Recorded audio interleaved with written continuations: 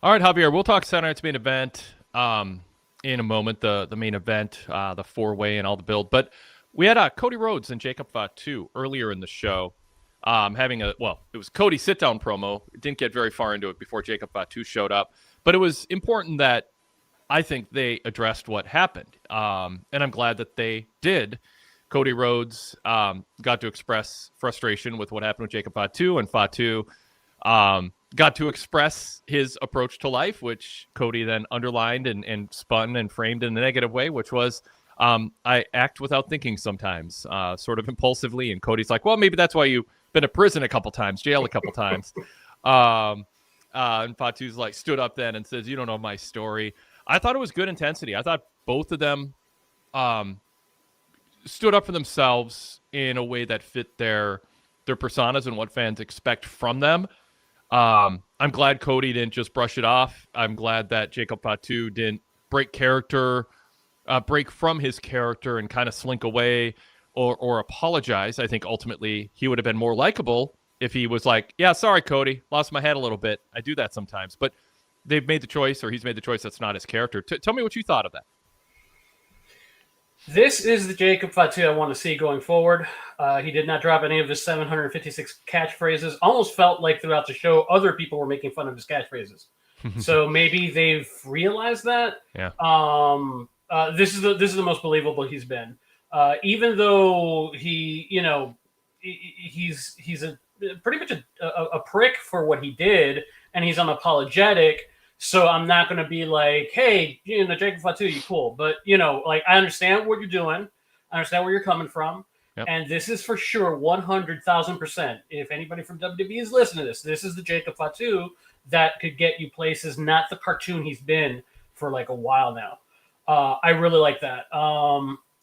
Cody, on the other hand, not on the other hand, because it's fine, because it's still in character, but he's showing aspects of his character that are not very likable. Like him bringing up, oh, well, that's why you've been in prison, kind of feels like patronizing. He's being a bit prickish himself. So, but it's within character, so that's fine. But yeah, so I dug the segment a lot. Yeah, I think you're spot on as far as what people want Jacob Fatu to be. And, I always bring up the pipe bomb throwing superstar line from Michael Cole after CM Punk's, pseudo shoot promo that he did back in the day. And that corporatized somebody whose gimmick was over and fans were into him because he felt anti-corporate. And Fatu, when you start spewing those catchphrases over and over, it looks like you're not an unhinged badass, Bobby Duncombe, tip of the hat, but instead somebody trying to sell T-shirts. And when you're starting to try to sell T-shirts, you're going to become John Cena more than you're going to be the badass old school brawler that Jacob Fatu that fans fell in love with him. So I think you're onto something. I hope you are, and it's not just context or accident or they forgot, and they don't quote correct course after this, because you do want to have some people who break from. I mean, and I get why WWE does catchphrases. It's just they do it too much, and sometimes the wrong person is getting excited over them, mostly Michael Cole. That sort of undercuts their effectiveness. But yeah, it was good. It's interesting with Cody. I think a lot of people look at, and understandably so, and go, okay, this is planting seeds for a heel turn. It also just could be Cody trying to not get booed by losing an edge and being too pure and, Bob Backlund circa 1980-esque in his approach. Where are you on that scale when it comes to looking at him? Is it better for Cody to be a little prickish when someone costs him the world title? Yeah, but I mean, this was more of a low blow. He was attacking in a direction where, because if Cody is your baby face, your white meat baby face, forgiveness comes along with that, redemption comes along with that, and Jacob Fatu has that story, and he even told you that in the little bit of time they talked about that he owned up to his mistakes in the past. He talked about how he changed and how he uses it going forward to strengthen what he's doing. And Jacob Fatu came across as more of, he built his character. He built on his character there, because until now he's just like a Samoan savage, but he showed a level of intelligence and understanding, beyond that. saying that basically telling him I know what I come across, but if you think that's all there is to me, you're going to be in for a world of hurt. So I thought that all that worked there, but the attack of saying, oh well, I think less of you because you've been in prison before, without it really affecting the current time. That feels like kind of like almost like a class warfare, considering the fact that he's Cody's like the buttoned up, in a suit kind of guy, while the other guy's like of the streets. So it kind of felt like a very like patronizing, almost like I'm better than you kind of direction. Just what he said. I don't necessarily. That doesn't mean that he's necessarily going to be a heel, this is like obviously the heel direction he's going. It fits, and it fits that character. But we'll see how this develops going forward. But yeah, it came across as negative, but I don't think it was negative as like we're intending to either A, turn him heel, or B, was a mistake. More just like part of the story. That you read it. Yep. How does this affect the crowd reaction tomorrow?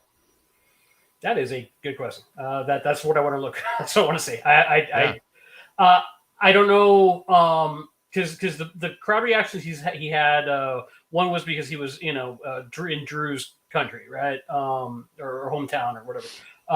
So that kind of is explained. Him not appearing on camera and this being a backstage thing, kind of maybe it's to keep the crowd from one way or the other. Maybe tomorrow they might be using it to test the wins, see where each character's at. The other thing is they again brought up Drew McIntyre saying that I did not kick his teeth in. So that's another important thing. They want that front of mind. And Drew said that I'm many things, but I'm not a liar. And if I had done it, I would have taken credit for it immediately.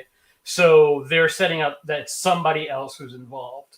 So we'll see where we'll see where that goes. Whether ultimately they say Cody's like because at the time he was setting up, he was like gifting or setting up a match with Jacob Fatu for the or they might even be supposed to have a match that night for the title, and then that's when Jacob Fatu was taken out. So, it could have been Cody all along that did that, which would also explain some of his more, kind of iffy stuff that he's done in the last couple of months.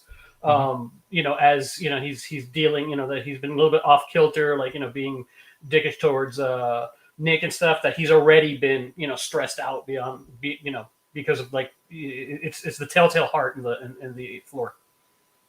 Yeah, I think it's worth looking at a couple of things that Jacob Fatu said, just to kind of add to it, because some people listening to us might not have seen the show, or just it's good to underline it even if you did, because one of the things, just going back to their exchange, was Fatu saying those choices, which was I was locked down in 16, locked down in 18, had 7 kids, no job. I almost got fired before I got hired, and he isn't complaining. He said those choices made him better, and now that person, the improved person, is standing in front of Cody. That was an inspirational message. A lot of people, not everybody's gotten down the road that Fatu did, that they have to come back from with being locked down twice and 7 kids and no job, but people can relate to being knocked down and getting back up, and wanting people to not hold their past mistakes against them, or at least give them a chance. You can hold it against you, but that doesn't mean eliminate the possibility that you've changed and you're better, and you give you room to earn your way back. And that's what he was asking. That said, Fatu did say that he was locked in, and that Cody had to be the hero and put his hands on him.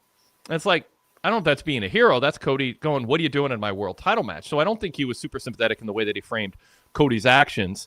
And then, Cody cut him off, and I get it. I'm kind of taking Cody's side a little bit more here in terms of him, being just this prick. Is he said, hey, it looked like you were acting, not thinking, and it cost you. And that's when you'd say the cheap shot came in, and he could have stopped there. But he goes, that's what probably got you sent to prison in the first place. And that's when, and I love that that's when Fatu stood up. Like and we'll talk about the cinematography in this, in the blocking, so to speak, of this, the staging of it. But I thought they did a really good job with Cole and Cody and the sit down, and then Jacob taking the spot and security being there. Jacob looking like he wanted to, he was willing to face the criticism and explain himself. But then when Cody went too far, that's when he stood up and things got tense. So I get that. I understand most of why. I think Cody should have stood up for himself. And if we're going to forgive Fatu for ruining Cody's chance at a world title, can we also forgive Cody for when Jacob's trying to make excuses for what he did? Cody's saying, hey, crossing a line also, but just in a verbal way that didn't cost Jacob Fatu a world title or any physical harm. Like, I don't think it's clear cut. It's just sort of recency bias that Cody is a bigger prick here. What Jacob Fatu did could have been done under other circumstances. And he even said in the promo, Drew was going to win anyway. Before I got my hands on him, you already were going to lose, and that was kind of prickish of Fatu because Fatu, attacked Drew, but ultimately it's what led to Drew kind of falling to the floor to win. So, Javier, anything you want to add to that? And then we'll throw in some chat room comments too in a moment here. Yeah, I mean, I'm not saying that it's like it's a heelish move per se. It's just two baby faces who are showing less than what's the word I want to use? Less than, like, they're hitting below the belt in different ways. So one of them, like, with Jacob Fatu's perspective, like, I don't really care for you because my deal is this guy. And in Cody's, Cody's basically just the way that he views the world. It comes across as more harsh than he, it's one of those, like, if you were reading a novel and the scene happens, like, the next scene would be like, man, I might have, I regret the words I say. That's why I'm, like, not super, PO'd about it. And I think that did any damage or anything, because it feels like it's in character. Unless unless he continues doing this over and over again, Cody does, that is, that would be a different story. But just for this one segment, it's fine.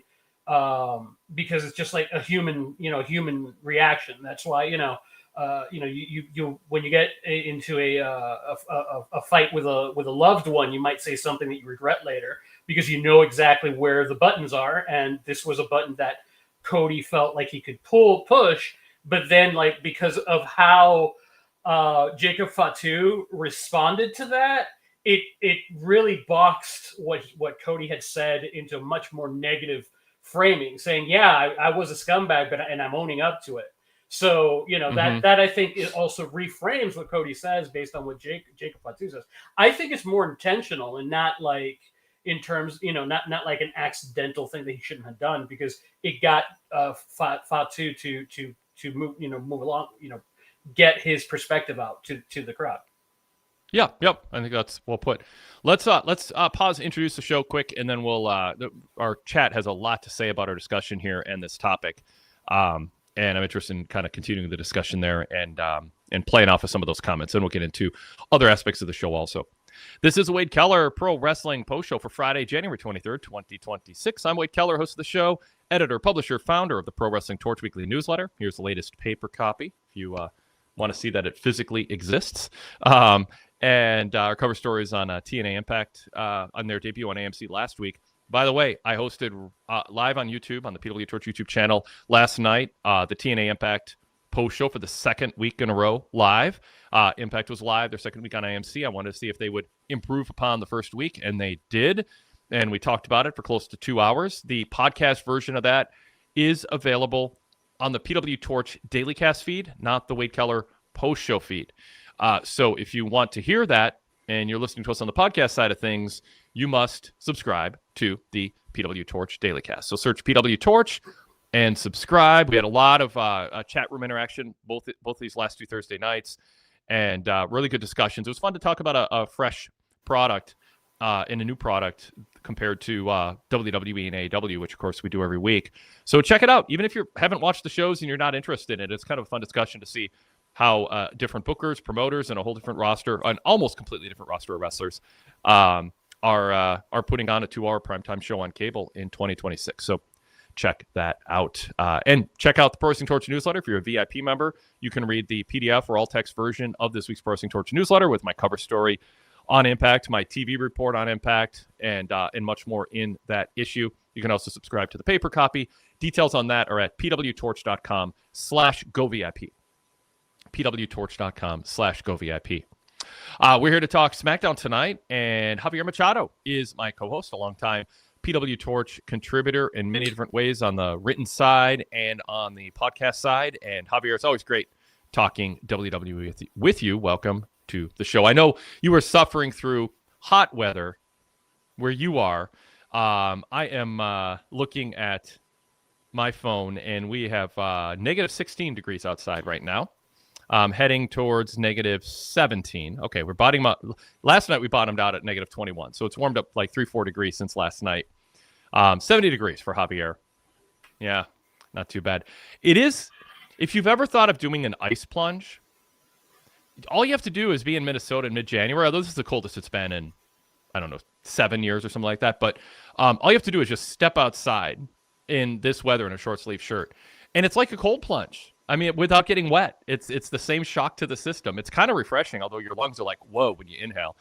My dogs don't seem to mind at all. I know one of my dogs just loves cold weather compared anything above like 65 degrees. He's like, I'm done.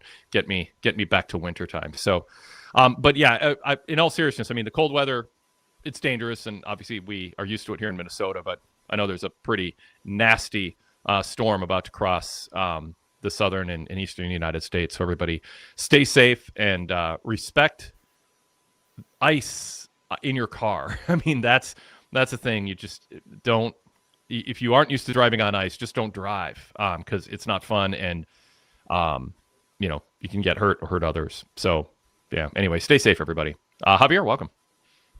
Thanks for having me. I've been in bad cold once when I went to Washington, D.C. So, and I did what you talked. Well, I roommates opened all the windows as I was stepping out of a hot shower. So that was not fun.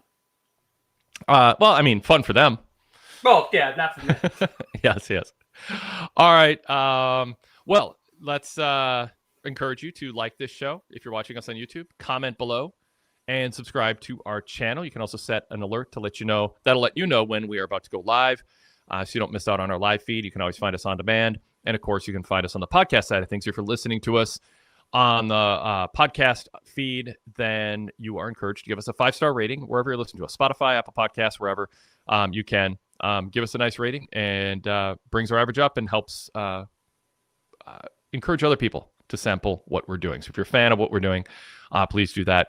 I mentioned subscribing to the Daily Cast by searching PWTorch. You can also search Wade Keller in your podcast app to subscribe to this, the Red Logo Show, and also the Blue Logo Show, which includes our weekly flagship. This week, Jason Powell from ProWrestling.net joined me for that. You can check out my written reports, by the way, on Raw, Dynamite, Impact, and SmackDown from this week at PWTorch.com. I'll also be covering Saturday night's main event with a written report tomorrow night. So if you can't watch, you can follow along with my detailed rundown of the matches with analysis or catch up later.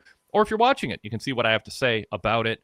That's at PWTorch.com, or for VIP members, the ad-free version, PWTorchVIP.com.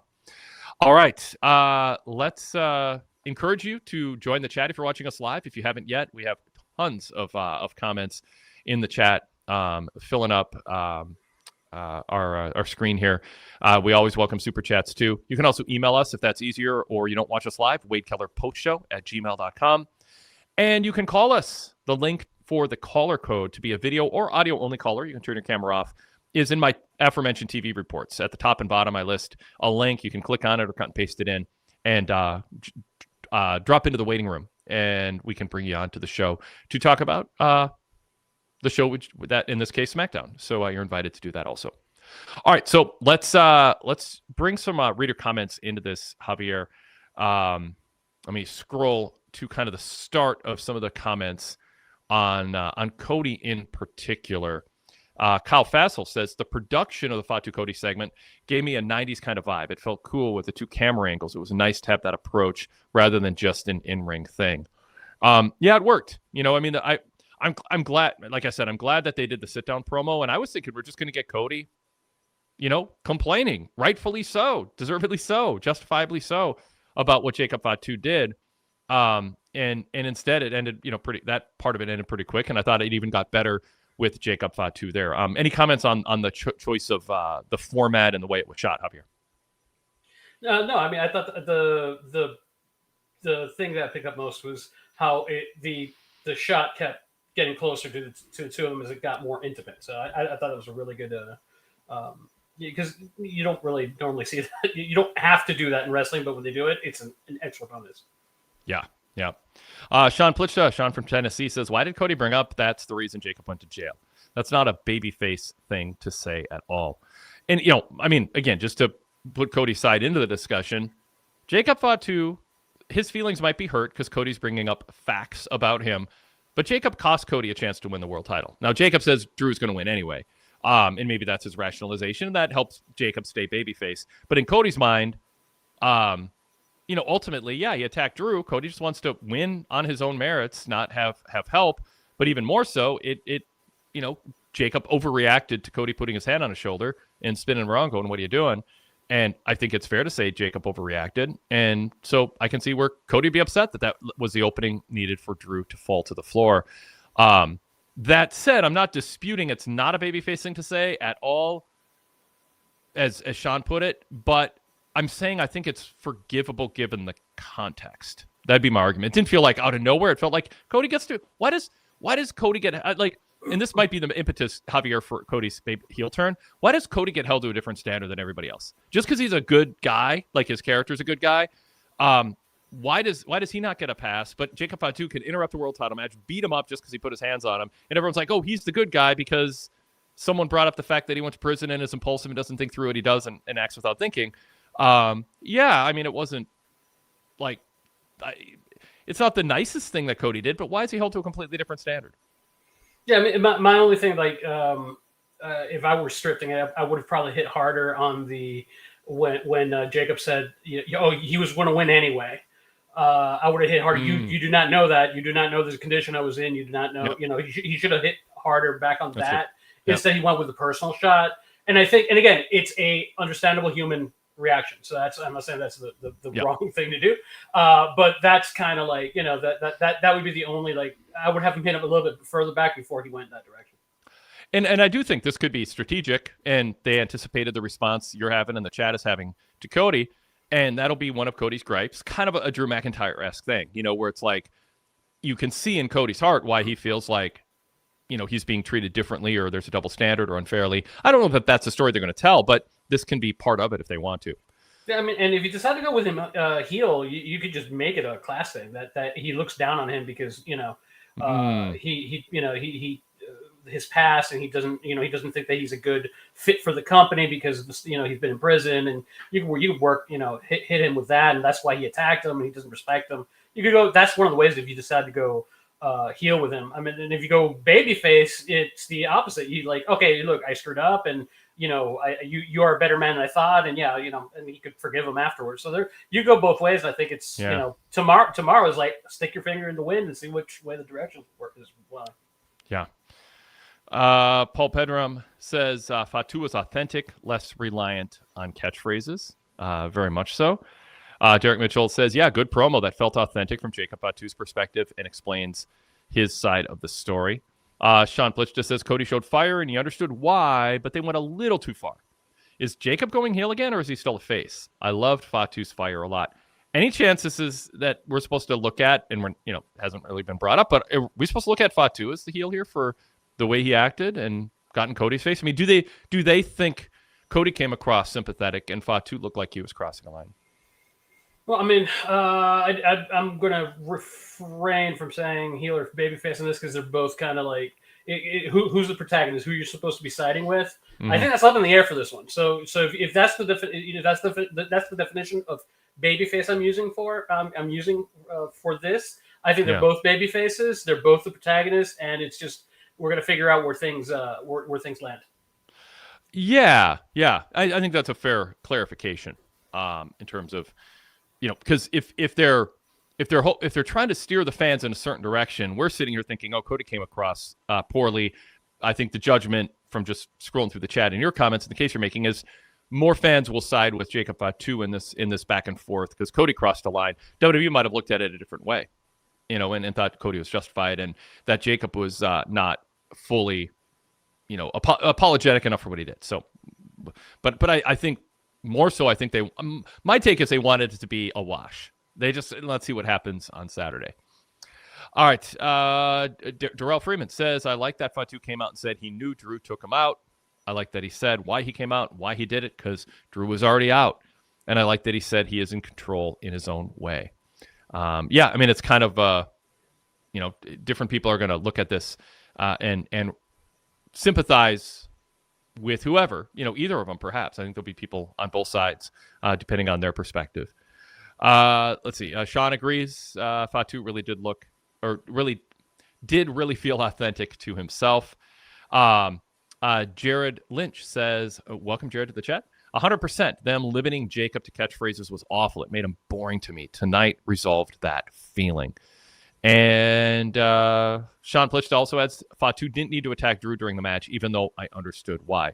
That's the thing. I mean, Fatu absolutely could have picked a different spot to go after Drew. Drew's wandering around. He's available. And there is something about interrupting a match that I think should, in the culture of the presentation of the product, and that includes how announcers react to things, how other wrestlers react to things, and how a wrestler who is wronged counters that wrong to the person who instigated it. The culture of the presentation should treat world title matches as sacred, especially when there's a cage involved and it's supposed to be keeping people out and settling things. And that hasn't really been brought up. It's this match should be thrown out, in the main event. We'll get to that. But I wish that there was more of a stress or premium put on, hey, it's bad form. There's just almost never an excuse to interfere during a match when a world title is at stake. I mean, it's a exponentially smaller offense or crime, Javier, in the culture of the presentation, interrupt a regular match. It should still be looked down upon, but a world title match, and you're coming out at the climax and changing the finish, that disrupts the sense that it's like having a disputed election in a democracy. It's like the person doesn't feel like they're the winner if there's a lot of questions around the process. And I don't think WWE thinks about that or stresses it. If they did, Jacob Fatu would look like more of a heel for his bad judgment here. Yeah. With Jacob Fatu, I understand why he would do it. In the moment, I think I'm talking about personally, like my emotions are running on this. When he does the attack, it's like, okay, I get why you did it. You're upset with Drew. You think this is a moment, and then you screwed up because you got too angry with. So I understand his perspective. I think he's wrong. Cody, I understand why he's angry, but again, I think his target was off. He missed the mark. Those are kind of like my emotions to it, but it's understandable because they're both, full with emotion. The Sami Zayn one is a different story. I say that one, even though that one wasn't a title match, that's a different story. I don't know if you want to talk about it now or just no. Let's say I want to keep the comments going on this topic, but we'll hit that next because I think it's good to address it and we'll explore the differences. Sadler version 3. Thanks for asking though. Sometimes it's hard to go back to something during the midst of it.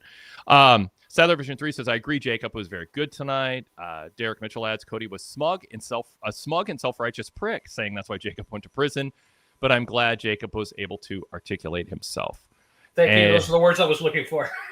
Wait, what word? A smug and self-righteous. There you go. Those were the words I was looking for. Yeah. I think it's harsh given the context, but I get it. I don't think it's a crazy perspective. I just think it's a little harsh. Sean says he still didn't need to bring up Jacob going to jail. It just didn't make sense to me. Too much from Cody. Cody should still be pure to the core, but show plenty of fire in the right moment. Cody might say it's unfair to treat him differently to a double standard or a different standard than others, but people do expect him to be pure. I mean, there is something about, you're popular because you don't go there. And we don't like you because you're an unpredictable, unhinged badass. We like you because you act like a role model for kids, and that was not acting like a role model for kids. So, I mean, when you say a double standard, it's like, well, you do end up bringing upon expectations on yourself based on who you have been. So that's part of it. So Sadler says, I think it's a slow boil to heel turn. Cody's slowly going to break. I thought the prison line made sense if that is the route. Darrell says, I understand why Cody was trying to say that with the line saying that's the kind of thinking is what got you put in jail, which will be the reason for most people. Just in that moment, you couldn't tell why he said it, and it was to help Fatu.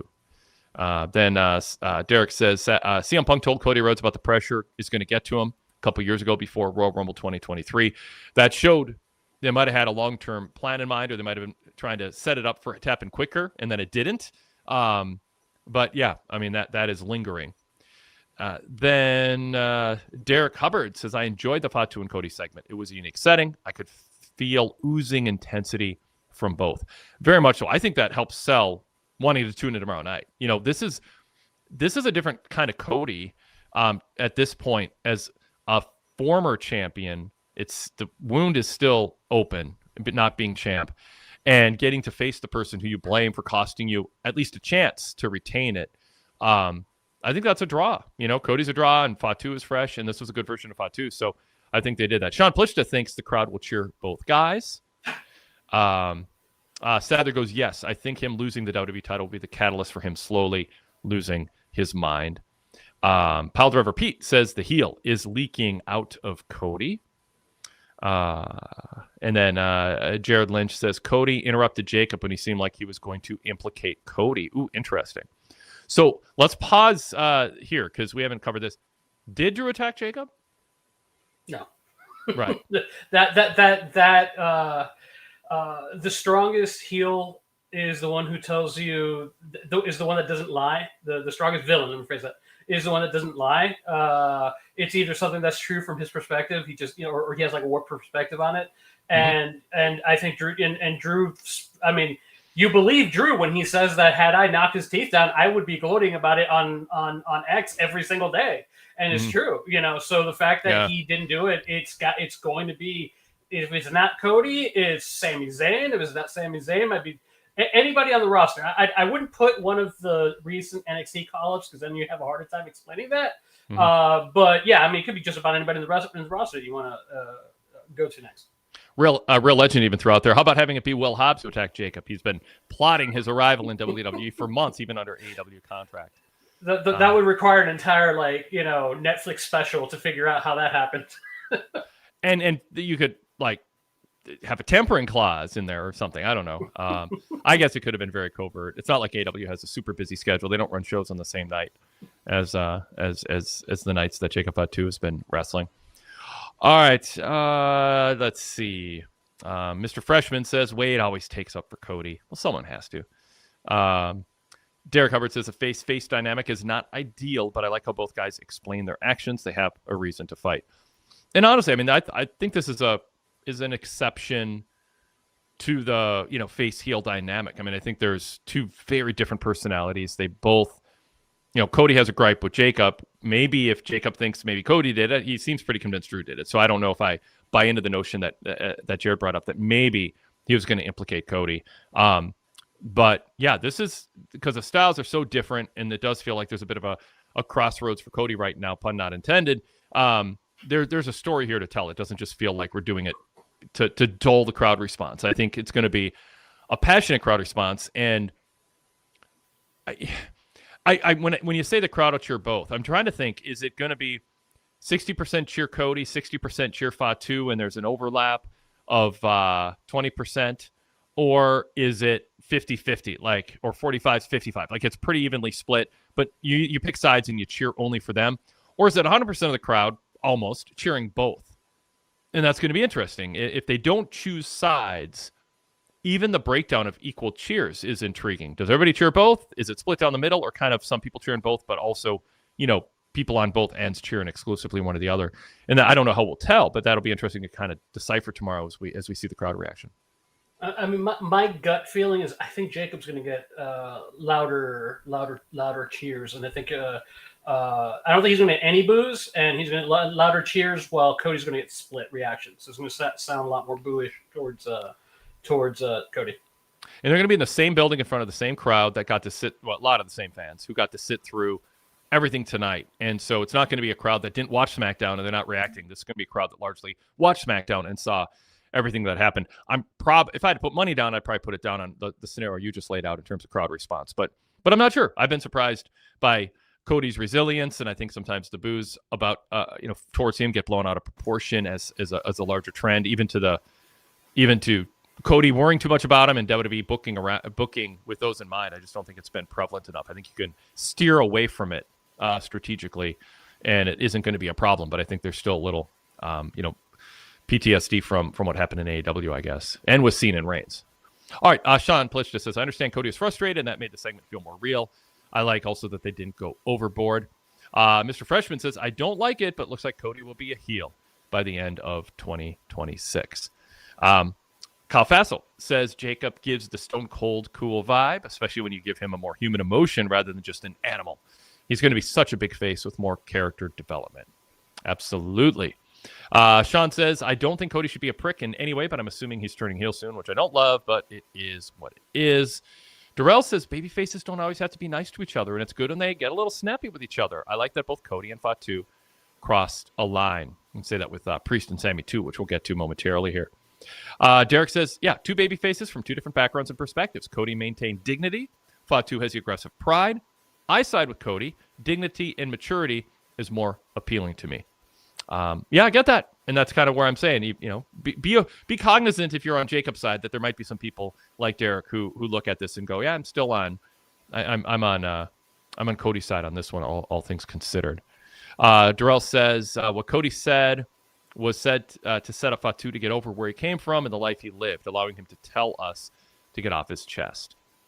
Sean says, yeah, faces don't always have to agree, but you have to be careful how far it goes unless the goal is to turn one or the other. And yeah, I think that makes sense. And I'm on Cody's side, by the way, for this one. Just because it wasn't. Yeah. Elaborate.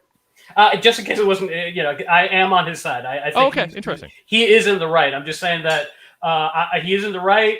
I think that the comment about the jail was a low blow. I'm like, hey, Cody, if I were his coach, I'm like, Cody, you don't want to go there because it makes you look bad. But otherwise, I think that he's, I'm cheering him on because Jacob Fatu is the one who did him dirty. So I think Cody's on the right side. Tagar Laga says, by the way, I'm not down with Cody being a heel in WWE because heel Cody in the Indies was way over the edge and was unique. If Cody becomes a corporate heel, it's bound to flop. Cody in the Indies was over the edge. Okay, so doesn't want him to be a heel, and corporate heel will flop. Interesting. I think Cody can make a really good heel, but I don't think it's guaranteed. I think there's some, you want to be careful with how you frame it. He says if Cody does turn heel, who will be the babyface of SmackDown? They could do a roster shakeup. Obafemi's getting a lot of vignettes. Obviously, Jacob Fatu is in the mix. Sami Zayn, Randy Orton. There's some there, but who's the top babyface? The perennial babyface? I don't know. If Drew keeps the title for a while and Cody turns heel, I guess you could turn Drew babyface too at some point, almost a double turn situation. What do you think, Javier? You have enough strong enough baby faces to have like a rotating, if you have like a strong heel champion, you have then a rotating crew of people to go up against. If Kevin Owens eventually comes back, that would be one of the stronger ones you could have. And then there's the roster shakeup. Or I've been impressed with Carmelo Hayes, so maybe.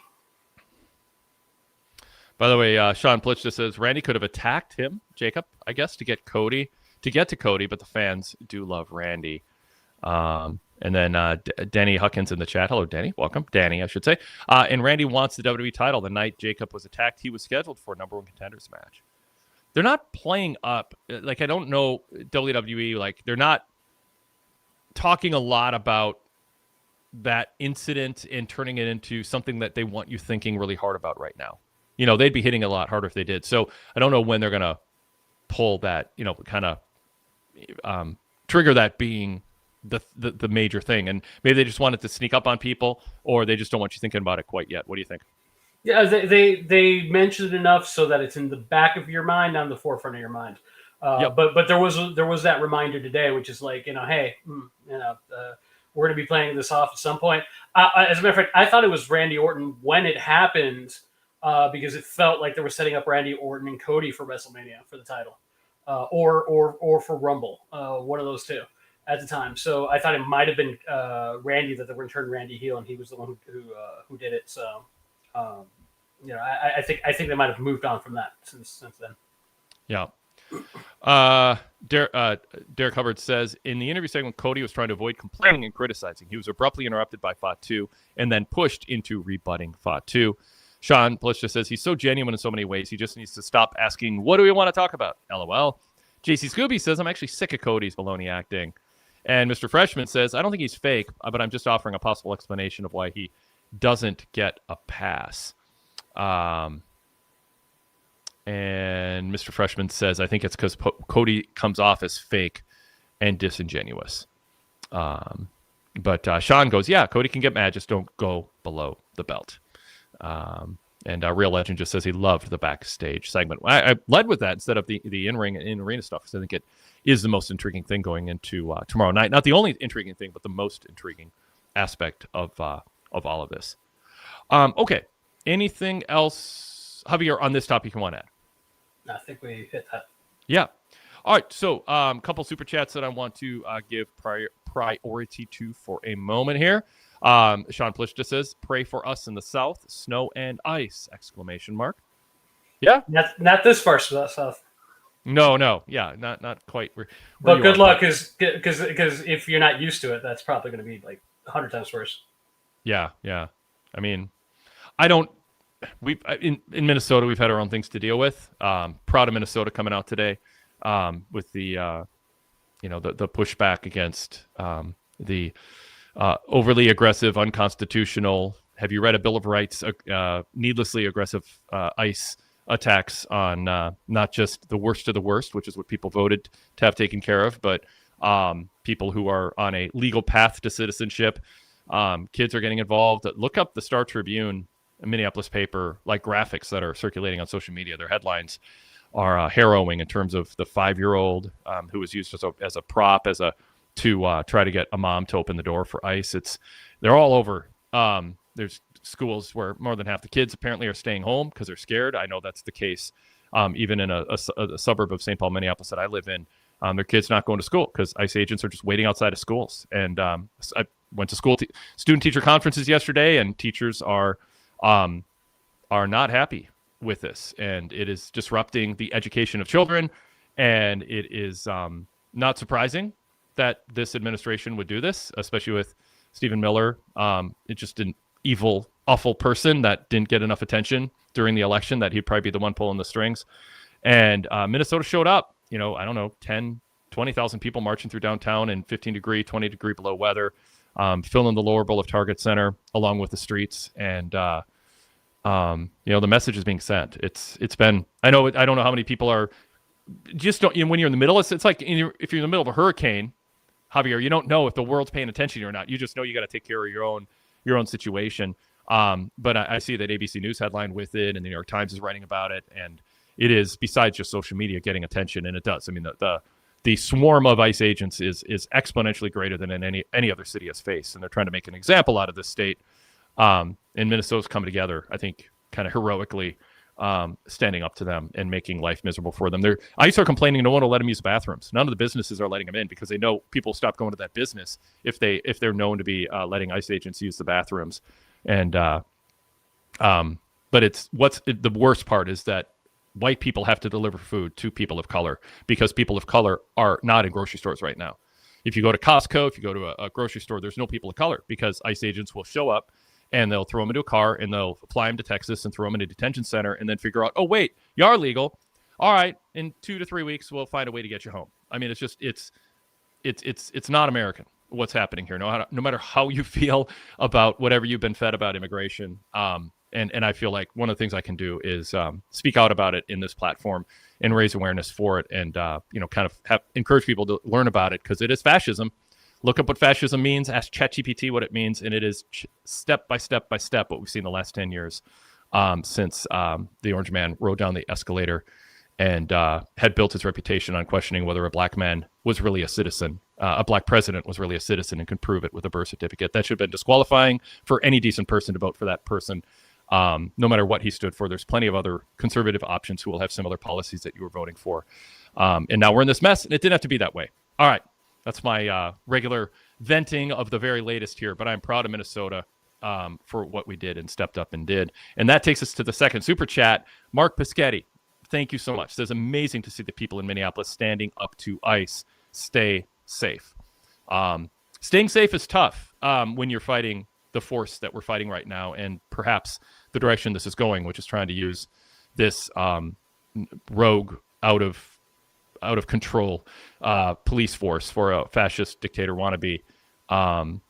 It's hard to stay safe. You got to take chances, and a lot of people are taking chances with their safety and not sitting back and saying what will be will be. I'll be fine because I'm white, and I'm glad white Minnesotans are out there saying no. Everybody is welcome here. Chance of the pro-immigration chance. The immigrants are not looked down upon here in many circles, and the vast majority are not wanting ICE doing what they're doing. So hopefully they listen to us and get the F out. All right. Thanks for the super chats. We have another super chat on a totally different subject. Derek Mitchell, thank you. I always want to give priority to super chats. On this day 40 years ago, Hulk Hogan defeated the Iron Sheik at MSG, winning the WWF Championship and igniting Hulkamania in the WWF. 40 years ago today. Wow. Man, what a moment. Changed the course of wrestling history in as much as any moment. That was amazing. And I wrote when Hulk Hogan died in the back page of the PWTorch newsletter in my endnotes, I might have been the first Hulkamaniac. I was a kid in the AWA territory where Hulk Hogan went from being brought in as a heel to the fans cheering him because he was a cool badass looked like a superhero come to life. And I was the target market, and I was probably tied for first. I was tuning in every Sunday morning to see him cut his latest promo. He always put lettering on the back of his T-shirt. He had flexed his back muscles, are those deltoids, and tear his T-shirt, and always had something clever on his T-shirt. And the dynamic with him and Mean Gene Okerlund is unmatched. I mean, there's Lance Russell and Jerry Lawler in Memphis. There's others who have had a dynamic with interviewers, but as a kid, that was amazing and that was fun. And the AWA lost him, the WWF gained him, and that title win at MSG, was the opening the syndicated TV. His march through MSG before winning the title was an iconic little clip at the beginning of WWF Superstars for many, many years. All right. I think my first Hogan match was WrestleMania 4, I think. Pretty sure. The first one you saw on TV or in person? No, not in person, TV. Gotcha. Yeah. In person, I think it would have been... Crap, I don't mind. I might not have seen him in person. Now that I think about it. Yeah. Really? Never? I don't think I've ever... Well, I mean, I've seen him in person, like when he's been around. I don't think I've seen him wrestle in person, now that I think about it. Yeah. I don't know. I'm sure there's some big... I mean, it's crazy with what I do, but I'm sure there's some big names I've never seen wrestle in person just by happenstance and randomness. But I think I checked the box for almost everybody. Mr. Freshman says, I'm so jealous of you guys that are old enough to have experienced the territory days. I'm so happy I got to experience the St. Paul Civic Center for the Vern Gagne and Nick Bockwinkel retirement match in May of 1981. I was just a little kid, but that was old school vibes, cigarette smoke and old arena with narrow concourses and, 3 toilets for the whole arena for the men. It was just and one for the women, long lines everywhere. It was like a good vintage old building from the 60s that had that old school vibe that gives me a sense of what it was like in the 60s and 70s also. CJ LaChapelle says Hogan was my first favorite wrestler. I don't know who second or third was, but we know who the current one is. Kyle Fassel says, Wade, you need to brag about being the first Hulkamaniac ever more than you do. I don't know. Twice a year, I'll aim for that.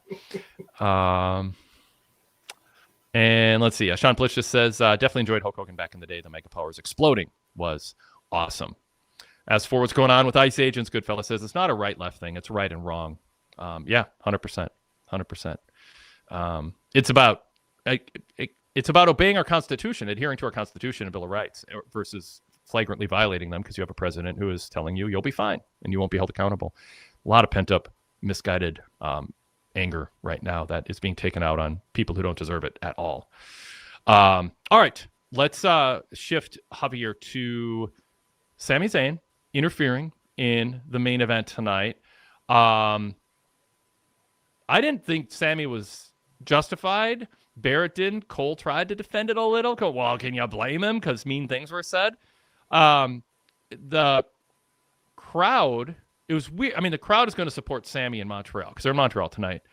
And obviously, Randy Orton got a big pop when he came out. Then we gave Sammy an RKO, and the show, it muted the reaction to him. So the fans are still pro Sammy, but he did interrupt an in progress main event match because he felt mean things were said. Javier, you're nodding along. Tell me what you thought. I think baby faces should always consider the ring sacred. That is why they don't come out, even though there might be, heels with assistants out there. I think that is a sacred thing for baby faces, and why they shouldn't be coming out and doing what Sammy did, interfering in the match. Also, because I mean, if you think about it, if this were real, you have two competitors that are putting their lives and body on the line. And you're just basically blowing up the match. If you were thinking about where does the money go, they're gonna have to split it evenly. Where's the, if the points matter, the results matter. You're screwing over someone who, you're the babyface for selfish reasons. So it is like it's at worst is heel a heel move. At best is still you're being arrogant. And I mean, Wade was hitting that. He didn't straight up say that Sammy's being arrogant, but he's he's in his home crowd, and he thinks that he could do whatever he wants, kind of thing. Whatever it was that Wade said, that's what he was hinting at, because I mean that's what he looked like, slapping Drew the way he did, and then just walking away. Not I didn't like that because why would you, if you hit him as hard as you did, why would you turn your back on him? You would walk away still facing him because, you put, why would Drew not attack you from behind at that point? So I mean, I thought he was, it felt like, it almost felt like what, this is my hometown and I can do whatever I want because I'm king here. And his characterization for the entire show felt like off. In what other ways? I can't remember exactly, but like when he was talking to Trick and Priest came out, what was the line that he said? Forgot what the exact line that he said was, but that felt cocky. So I'm like, okay, well, your hometown, you're talking to someone who's a rookie who's coming in saying he's all that, and you're like, I'm a veteran. So okay, I'm fine with that, but you only have. You're not at my level. You're not on my level. That was more like, okay, that's something more that an actual like competitive athlete babyface would say.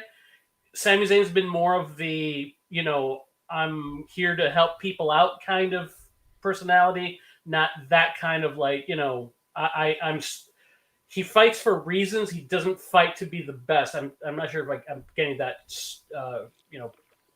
outright. So him saying that I'm on a level above you seems out of character with the kind of babyface that he is. So, but okay, that's fine. He's trying to teach this, the young whippersnapper a lesson. That's fine. But then as the night went on and you started layering stuff on top of that and how he was disrespectful, he got into Priest's face, all that stuff, like, it started just like snowballing from that period.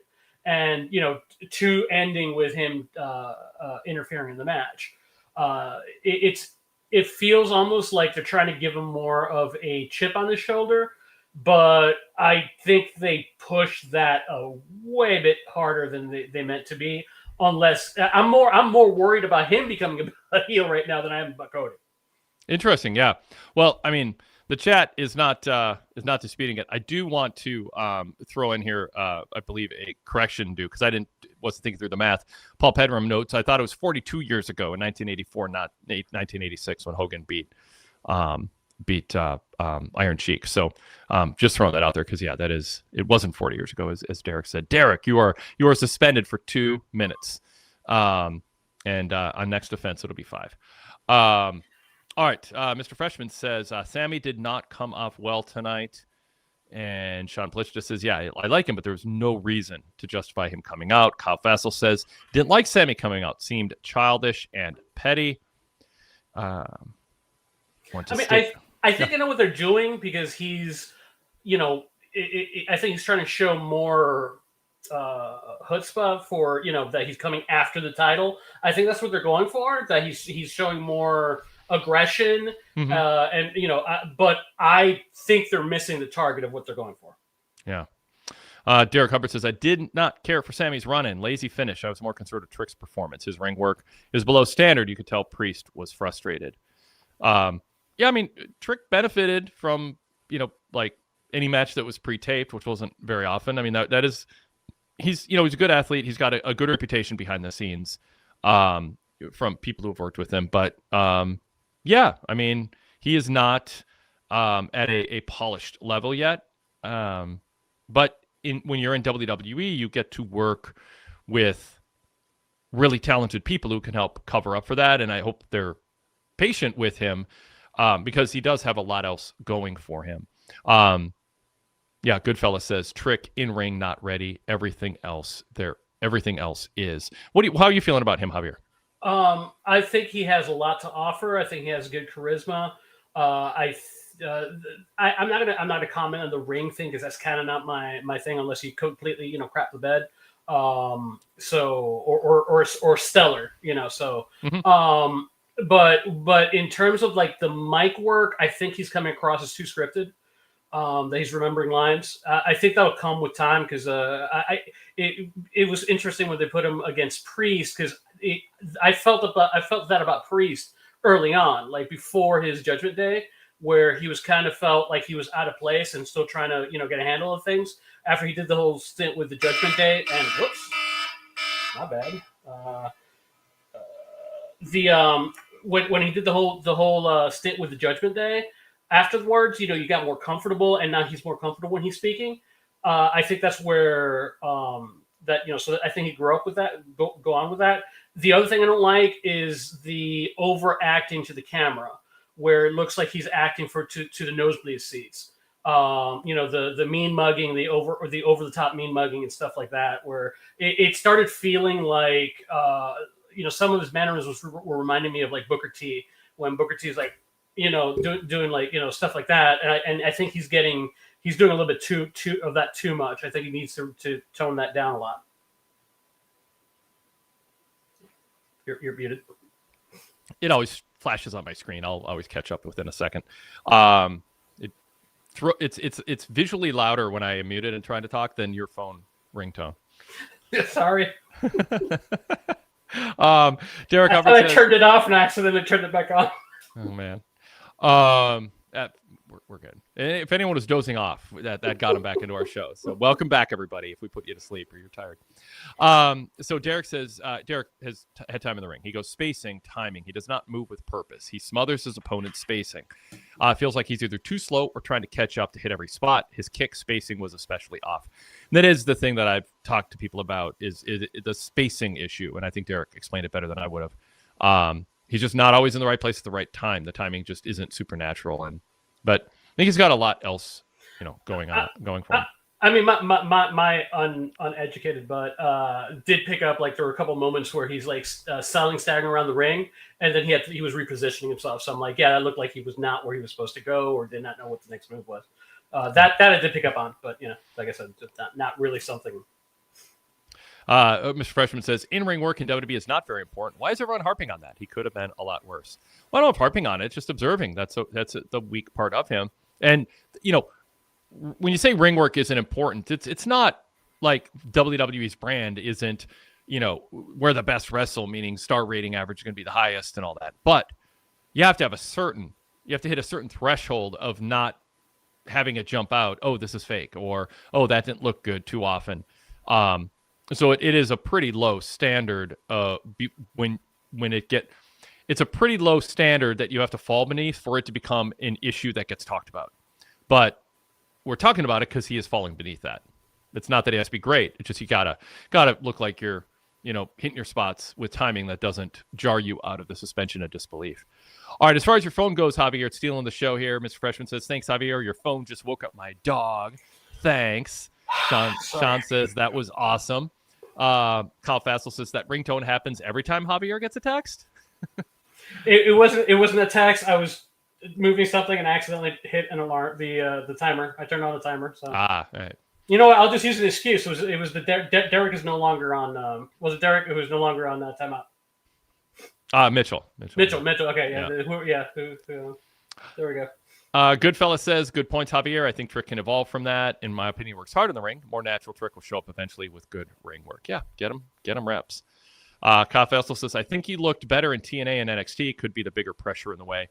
I mean, TNA edited his matches. I mean, that happens with a lot of wrestlers. But I mean, when you're kind of green, being on a show that gets scrubbed and edited a little bit after the fact can be helpful. You can pick a new camera angle if you're not live, or even edit out a segment.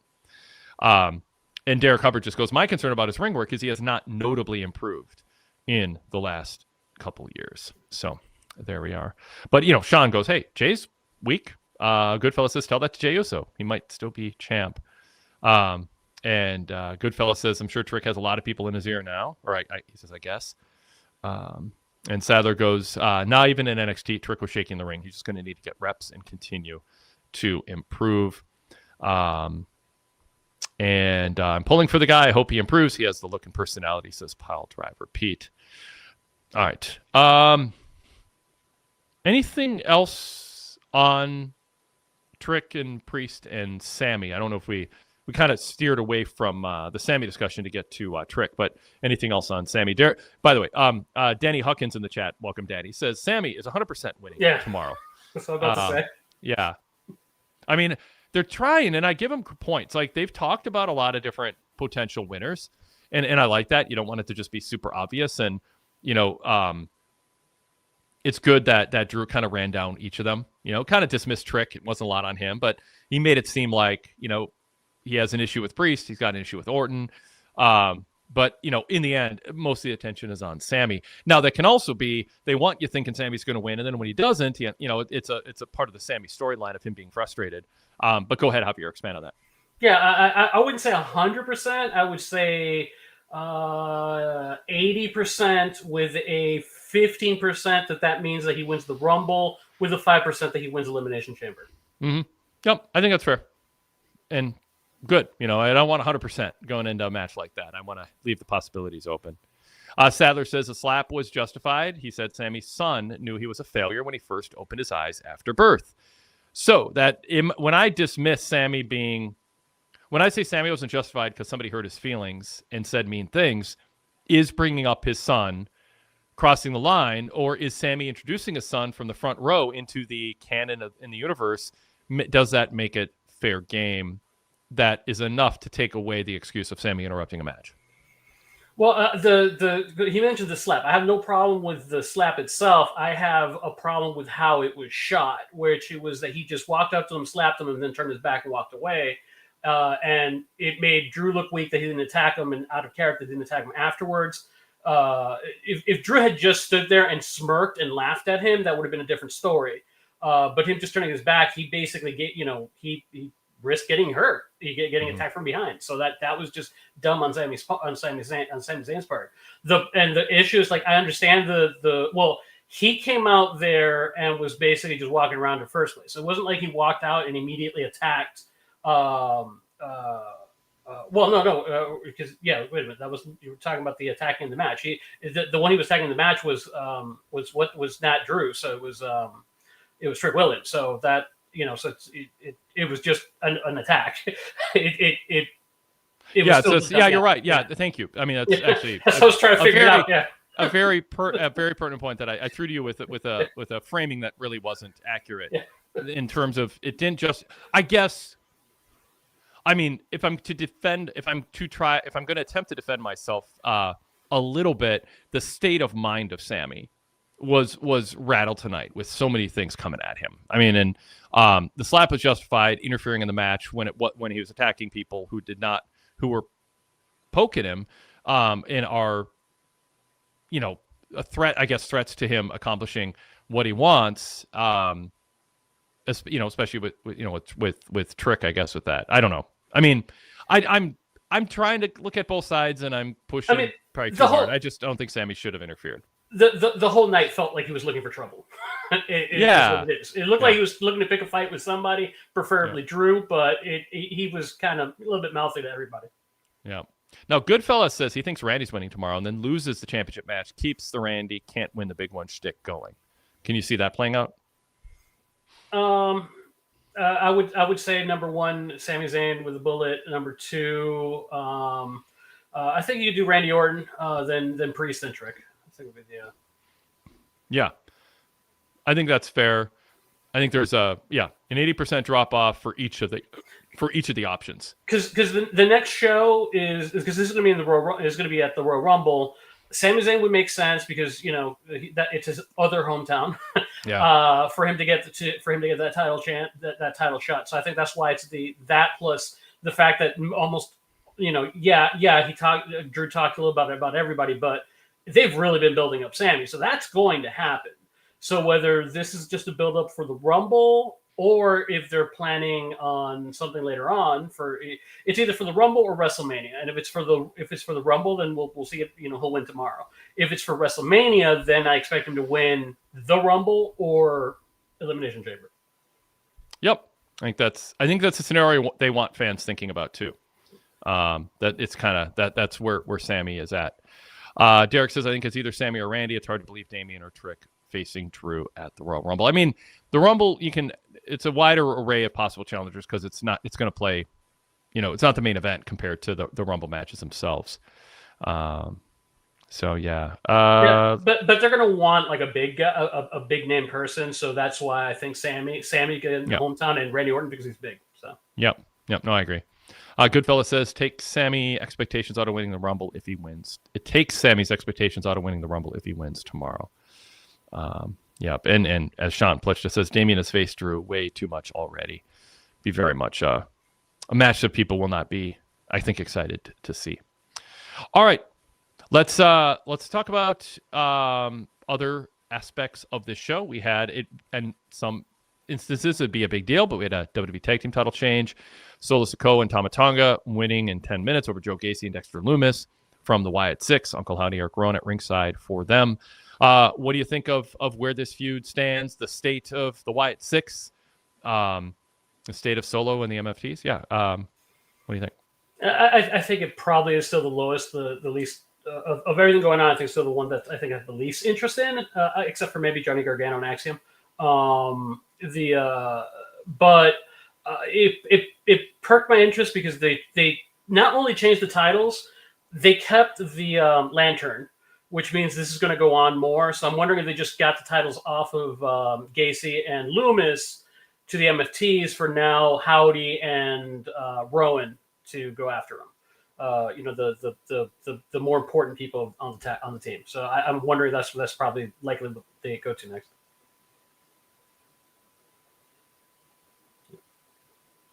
Goodfellas says MFT and Solo's fun. I'm in on Solo and Tama. And Sean Plishka says, glad the MFTs won the titles, but they need to move on. Yeah. It's too bad. I mean, they put a lot into that match. And when it happened, there's just something about the fact that they didn't put any effort into character development with Joe Gacy or Dexter Lumis, that it just feels like it's just filler. Dude, it's like they were doing all the commentary was doing all the development on commentary during the match. Yep. They were talking. He thinks he's Mercy the Buzzard, and they were explaining you to the characters during the match because I guess they realized, we haven't done anything with them. I know. I was like, wow. Yeah. It's a lantern aspect. I mean, I dig. I was listening to the Fix, and Todd was talking about how he didn't like the urn when he was a kid. I loved it. I was all in on that urn when they opened it up. The lights, and I'm like, oh no, the soul is God. My brother and I, we were like a mess after they opened the urn and destroyed it. But yeah, I mean, I like MacGuffins like that and stuff like that. Like I'm like might have been the only person who liked the arcade stuff when AEW was doing that, the arcade machine, the broken arcade machine. I like that stuff because it's I'm into MacGuffins. I don't know what to tell you. All right, let's talk about Carmelo Hayes, Ilya Dragunov. At a backstage segment, kind of setting it up. Ilya, little misdirection on Carmelo, whether he wanted the match or not. And then Hayes wins in 16 minutes. We had interference from Miz that leading to the finish. What'd you think? Yeah, I mean, I'm really getting into Hayes. I'm liking the stuff that the stuff he's doing.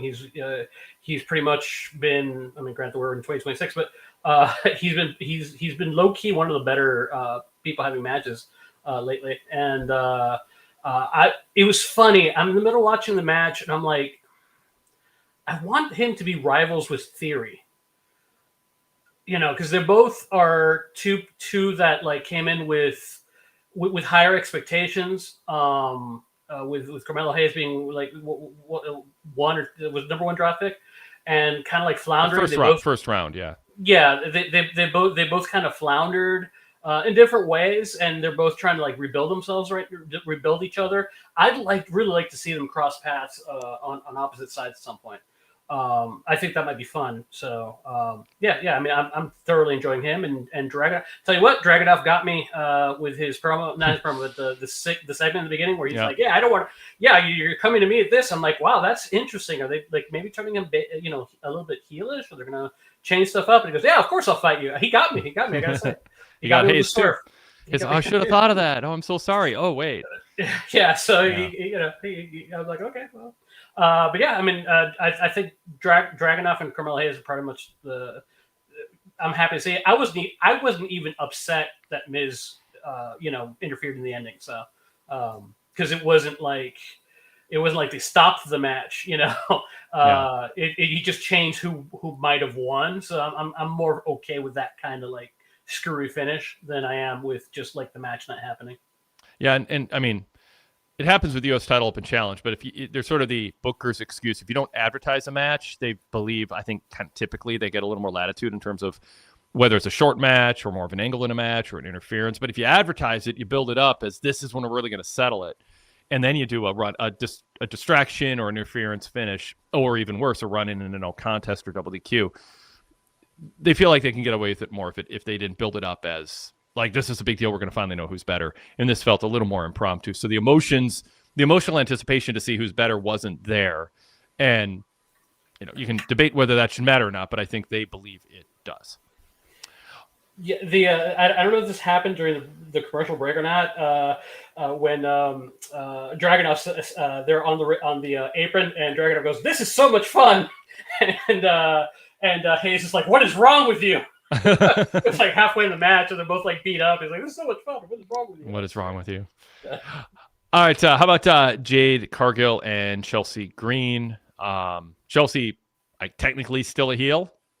Jordan Grace, an honorary or pretending to be part of the Secret Service, invited by Chelsea, and Jordan's like, "Hey, if it gets me close to Jade, I'll do it." Cargill wins decisively in 3 minutes. What'd you think? Yeah, it was fun. Fun match. I'm a little bit more hopeful that they've got more in plan for Grace, because I like her a lot. So we'll see what happens. Just gonna add about that. Well, if it comes back to me. We had the segment with Nick Aldis and R-Truth. They're still playing up the tumbler balls. Not innuendo. Well, I guess innuendo. Play on words. But then AJ Styles came out, and AJ's like, "Oh, you're gonna question why I'm putting my career on the line." He explained himself. Said Cena went out like a man on a shield, which was a phrase that I used over and over again when I was making the case for Cena losing to Gunther, that they could talk about that he went out on a shield. Styles picked up, used that line too. But then he says it's the disrespect afterward that pissed him off, and that's why he wants to take out Gunther, and he's not going to decide when my career ends. That was a setup for Shinsuke Nakamura to come out, and they're going to sneak in a final, perhaps ever. And this makes me think even more so Styles is losing. One last New Japan era classic AJ Shinsuke. When I saw that, I was like, okay, They're sneaking in, wedging in the one match that maybe people could go, I really don't want Styles to retire before we see those two against each other again. Javier, talk about that. Yeah, man. When Shinsuke came out, I almost started crying because I'm like, I don't, AJ, I don't want you to retire. I know you said this 2026. Please make it December, not January. We just started the year. Please don't. And yeah, this is like I'm hoping that Gunther interferes in the match tomorrow. This is the first one of the few times I hope for an interference. That way we don't really get the match, and then that means that chances are that Shinsuke will interfere in the other match and help AJ Styles not retire. But yeah, it feels it, and I'm hoping it's that, but it does feel it, and looking forward tomorrow because if it is their last hurrah, I'm expecting Shinsuke to bring his New Japan pants, and it should be fun. It should be hopefully. I mean, hopefully he still has it, but if he does, I'm expecting. I mean, it was funny because I mentioned that it felt like how long ago this was when Styles went from SmackDown to Raw. That they had a match together, and I'm like, man, this kind of feels like it's the last time they're gonna have this match because it came out of nowhere, and it feels like it's the last time, and this might be like the tail end of AJ Styles. I think it's been a couple of years since then, and yeah, now we're back to this, and I'm like, oh, please don't let it be next week. I need more than just one more week of AJ Styles, man. Sean says AJ Gunther was too soon. I do think he's losing. Powder Repeat says, I hope upon hope these two bring it. Sean adds, I have always been an AJ fan. He has been so good for so long. Real Legend says, hope we don't get AJ and Shinsuke kicking each other in the balls at the same time again. LOL. Sean says, totally agree with you, Ryan, on that one. Goodfella says, tomorrow should be a banger. Powder Repeat says, AJ, a real legend. Yeah, Goodfellas says AJ better not lose at the Rumble. I mean, I don't know. I mean, he might not, but then does Gunther not retire him, or do they somehow steer themselves into another retirement match at a later date? I don't know. And I mean, it does feel sudden. Cena gets a whole year, and AJ gets 3-4 weeks of his retirement year dedicated to him. Anyway, okay. You said you didn't care, but I'm going to ask you about it. Johnny Gargano, Nathan Frazier. Frazier wins 11 minutes. What you think of match quality and the setup and the finish? Man, did they look stupid having the mask on their hand and just, letting it get snatched away. That is just, that's just so dumb. Yeah. And it kind of feels odd having this match with, the singles now that Tommaso Ciampa's gone. Mm-hmm. It kind of feels weird to have this, and I mean, if Gargano's going to be, going solo, wouldn't it make more sense that he maybe wins? But I don't know. It's all over the place. This just feels like it's taking up space right now. Yeah. Kit Wilson, toxic masculinity. This is like a Vince McMahon thing where he gets irritated by something in current events and decides he's going to create a character to try to make fun of it. I think, I guess it's a thing in pop culture where men are trying to be portray one narrow road of what it means to be a man, and it gets extreme. And so then the other side says, oh, that's toxic masculinity and it's poisoning progress. Let people be what they want to be. There's not just one definition of what makes a man. And somehow then people who are toxically masculine are offended by the idea that maybe not everyone has to fit that definition. And the people then get upset who just want men to be men. And so now you get a character like this created who is a feminine buffoon naggy guy who's preaching against toxic masculinity, which is supposed to, I guess, in some reverse psychology way, make toxic masculinity validated as the only way that you can be anything but a schmuck like Kit Wilson. It is just juvenile and stupid if it is inspired by an actual agenda. If it's not, I also don't think it's really in touch with their male audience or female audience who they work really hard to attract to turn toxic masculinity into some boogeyman term. So the whole gimmick just feels like an eye roll for me, whatever inspired it, wherever it's going. I did get a kick out of Matt Cardona saying, it sounds like you, and I was like, where are you going with this? Are complimenting me. After Kit Wilson said, you've got a precisely trimmed beard and a chiseled jaw and beefy shoulders. And it's like, I didn't know where Cardona was, how he's going to respond. But Wilson said men like him don't have accountability and expect the world to bend around him because you fit the definition of masculinity. Cardona just says, I don't know what you're talking about, but I'll see you in the ring. Wilson then says, of course, the toxic masculine guy chooses violence over a discussion. Javier, where are you on this? If you're going to lean in, if you're going to do a culture war storyline, lean in on it. The one, TNA was doing, or Impact at the time was doing one with RVD and his now wife back in the day, and I'm like, they were just leaning into it and having fun. This feels like they kind of want to like have fun, but they also don't want to go too in because it'll be more offensive. Mm-hmm. So it's like, either lean in or don't do it. So it's because the team. What's the name of the team that he's part of? Kit Wilson and Elton Prince. Don't do that to me. Yeah, well, they've already like play pretty deadly. Yeah. They already kind of play on that level, and I think originally the team was supposed to be like what he's doing now, except it got over as a babyface act instead of a heel act, and I think they're just like leaning into what they were doing then. But again, it's just like they're not really they're not making any statement. They're just like throwing it out there and letting you make a decision without like having the courage to choose one direction or the other. So. Yeah. So that's kind of that. So at the end of the day, it feels lame. So. Yeah. All right. We had Nijack/Legend, Charlotte Flair and Alexa Bliss, Julia and Kiana James, women's tag team title number one contendership match. James and Julia win this one. They really put over Kiana James in this match. The announcers did, said that she's the most underrated woman on the roster, and this was her coming out party. What do you think about this match, and what do you think about that approach the announcers took? Yeah, I think she had been, because her first match was like a squash, and I think that framed I think that framed her in a certain way, and I think they're trying to maybe make up for that. Mm-hmm. But yeah, I mean, I wasn't even remembering her name, Kiana James. Now at least I remember her name now. It's not going to happen, but I like the idea of that they're trying to sell that she's going to now win she being Julia is going to win now the tag team champion and then win the Rumble and win the title and be a triple champion.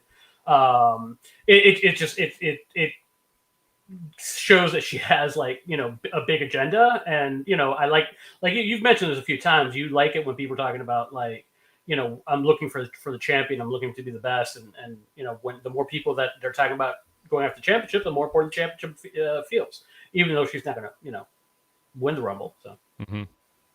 All right, very good. Let's bring CJ into the show as we wrap up here. I'll read this comment from Derek. It was Wade Barrett commented that it seems like every woman wants to form a tag team and go after the women's tag titles. I think that's a problem because no one is going after the singles titles. All right, we gave CJ a chance to set up there. CJ, welcome. Good to see you. Good to hear from you. What's on your mind about SmackDown tonight? What's up? I can't get it right. It's hard. I got Bailey life-size thingy. Oh boy. But anyway, I'm loving what they're doing with the U.S. title with Carmelo Hayes and Dragunov, I think. Yep. If they keep this going, they definitely deserve a good time match at Mania. Where do you think they're going to head towards Mania with the U.S. title, Dragunov, Carmelo, and maybe even Miz in the mix? What do you think? Yeah, I mean, they could do a triple threat or four-way. I mean, I think the value of the U.S. title Open Challenge is just you're seeing really good one-on-one matches. That's more about the wrestling with a little personality backstory. If you just add Miz to it, you're basically telling people you're not going to get a classic. You're not going to get a great WrestleMania match. It's going to be, wedging people onto the show, not to make it better, but just to wedge them into the show or tell a story. To me, the U.S. title Open Challenge, Javier, is becoming kind of sacred. I mean, like, it should be one-on-one, top wrestlers only. If it's not, it's a one-off on TV. But for WrestleMania, I think you want to make it a great, potentially great one-on-one match. Yeah, whether you have it on WrestleMania or whatever the the SmackDown before WrestleMania is, what I call the pre-show, the WrestleMania pre-show. I'm thinking you're probably going to just end up with Carmelo Hayes and Dragunov as kind of like a blow-off match. Would be your I could see your that. best Especially, bet. yeah. Because this finish wasn't decisive tonight. No, and likely Miz is going to be involved for a bit, and I am fine with someone like the Miz getting involved. It's not going to give you the best match because with how hard they've been going, they have these matches. Having a week off, while wrestling the Miz would be, I think would be good for them. So yeah, I think it's either Dragunov unless they're going to be bringing somebody up from NXT that's like a hot person that you want to maybe get the title on them that show. CJ, I could definitely see that. I want to see Dragunov with another run though. I think his run was a little short. Would you agree, or do you? Well, I mean, they kind of mentioned that as part of the side effect of having the open challenge, because you're at some point you're going to stumble and so many defenses just and statistically you're going to lose here and there. Yeah, and that was Wade Barrett was really trying to hammer that point home that you're not going to get long title reigns, and sometimes you just want to have a long title reign, so that so he was kind of like against it in that respect, but yeah, so I'm thinking like keep it going for the rest of the year. I mean, and hell, do it with the Intercontinental too. That way we have some good wrestling matches on both shows. Yeah. What else, CJ? Yeah, and then I was just thinking what they're gonna do with Randy Orton going into WrestleMania season. If we're actually gonna finally get Randy Orton versus Cody, or so. The decision to have Drew and Cody's title reign, I wrote about this with some insight in the Wade Keller News Bulletin for VIP members earlier this week. And I don't want to talk about everything I wrote about there, but I think whatever was planned is now potentially different based on the timing and the decision to change things up. And again, I wrote about that. It's VIP benefit, go VIP, read or listen to the Wade Keller News Bulletin from earlier this week. It puts in perspective. Renewed my membership this Thank week. you, CJ. I saw you mention that. Appreciate it. PWTorch.com/GoVIP. Appreciate your support, everybody. So I don't know. I mean, I think all bets are off in terms of. I mean, we're sitting here debating: is Cody going heel? Is he staying face? Is he going to be world champ? Is Drew still going to be world champ? They probably don't know yet. Yeah, they might be. They actually might be kind of reworking some things. Javier, what does anything jump out like, well, I don't know for sure, but here's one or two things that seem to make the most sense for Randy. Because he's really hitting the 2026 is the year of the Viper. Yeah, I mean, it's going with what because I do the same thing. As Todd says that he does. Who are the top people you're looking for? You're gonna find out what Roman's doing, what Cody's doing, what Gunther's doing, what CM Punk is doing. So with that, Randy Orton would be like the next level. I thought originally it was going to be Randy and Cody for the title. I mentioned that earlier. Mm-hmm. That was what they're going to build WrestleMania towards. Yep. Man, I mean, you're going to hate me for this, but you're going to really hate me for this. 4-way: Randy Orton, Jacob Fatu, Cody, and Drew. Yeah. Yeah. Cannot rule that out. Yeah.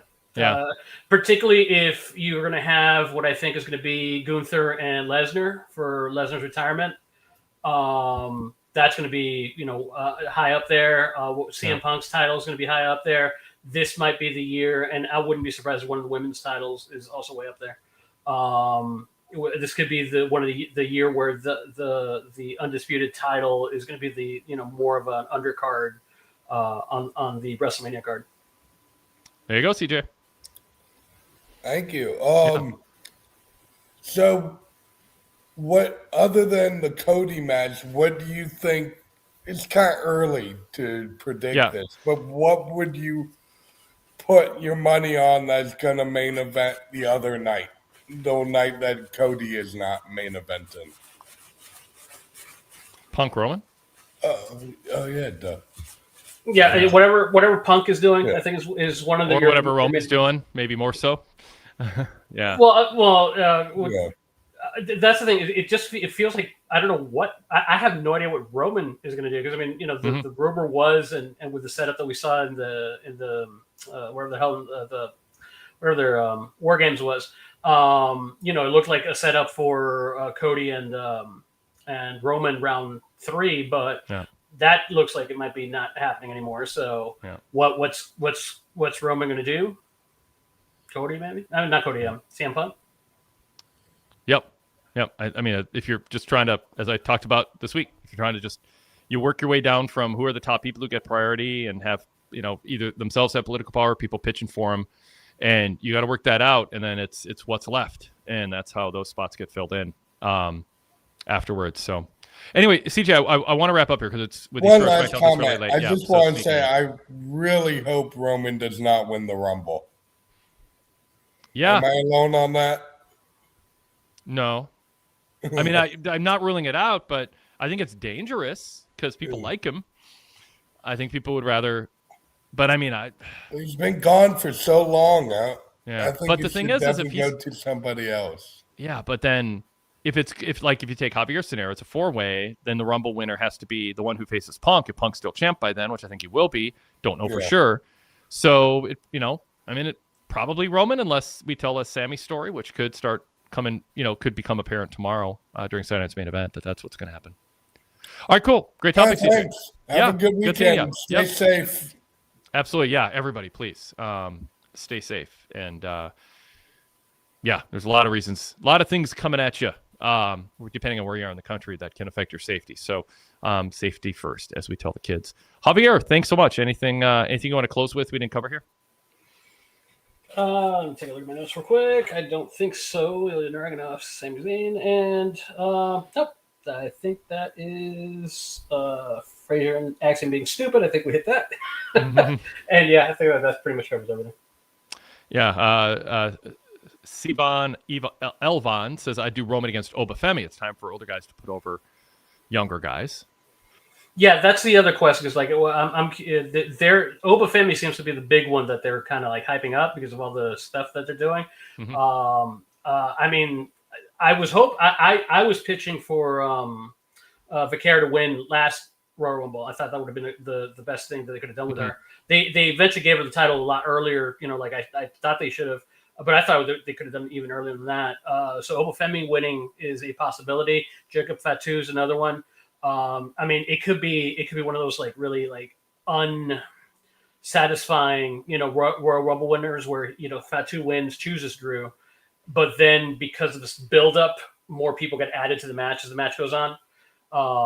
So that could be the other way, and then you have Roman win the Elimination Chamber to get Punk. Yep. All right. Let's just, based on our chat, I'll just wrap up with a couple last comments here on the chat. Goodfellas says Orton against Drew is looking like something to me. My problem is that we already done that, and Drew and the way that Drew just blew it off. He kind of blew it off the same way he did the Priest one, and I have a feeling they're not have no interest in going back to that. Yeah. Randy Orton being so over in 2026 was cool. Shout out to him. Shout out to RKO Legendary. Roman declares for the Rumble via call it in, put up a graphic. Says Pile Driver Pete. Yeah, not the most high profile way to do it. But anyway, Roman winning the Rumble is so boring, says Goodfella. Hopefully EO against Rhea is at Mania, maybe headlines one of the nights. Sivan Elvan, I don't know. I don't think Cody versus Randy at Mania needs to be for a title. I think that's true. That could be a grudge match. Danny Hawkins says Punk versus Roman. Roman wins a world title. He holds it until Seth beats him for it. Yeah, we got Seth as an X Factor in here too. He might be ready. I don't think even they know that yet, so they may have a B plan or two different courses they take depending on progress. All right. Sean says, always fun, guys. Go VIP, everyone. Goodfella says, mid Smackdown, great post show. Appreciate that. And Derek Mitchell says, thank you, Wade and Javier. I was suspended longer than Dom was in jail. but not as long as legal citizens are in Minnesota when ICE yanks them from their house and detains them in order to hit a quota. Sean Plisha says SmackDown was good, but had issues. Appreciate everyone here. And sorry, speaking of Dom, did you talk this week, or maybe it was last week, about the AEW AI picture that they put on? Yeah, that apparently I think it was a CML promo. They have Dom, an AI picture of Dom with I think it's supposed to be their AAA's title, and they actually the AI put an AEW belt on him. Oh God! So yeah. Careful with AI. Everybody knows that, but look up that. Yep. All right, thanks everybody. Appreciate it. Go VIP. I promise you, there's a very good chance you will not regret it. PWTorch.com/go VIP. Thanks to everybody in the chat. Real fun show, and we'll talk to you next time.